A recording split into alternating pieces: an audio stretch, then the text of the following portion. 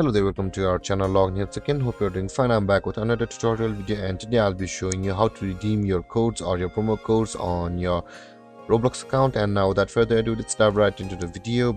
But before that, don't forget to like, subscribe, and hit that bell icon for more videos. Now, to redeem your codes on your Roblox account, first open up your preferred browser, as I have already opened the Google Chrome, and on the search bar click over there and type in roblox.com like this, and give a backslash and type in promo codes like this. You can see the web address over here and hit enter, and after that you will be taken to the redeem page of Roblox. But before that, you will be required to sign into your Roblox account. If you have not, you can see I have already signed in. My account is logged into this computer or my computer, that's why I'm not required to log in. But to get to this page, you'll be required to log into your Roblox account over here, and after that, after logging into your Roblox account, you will be directed to this page from the same web address we just type over here on the search bar.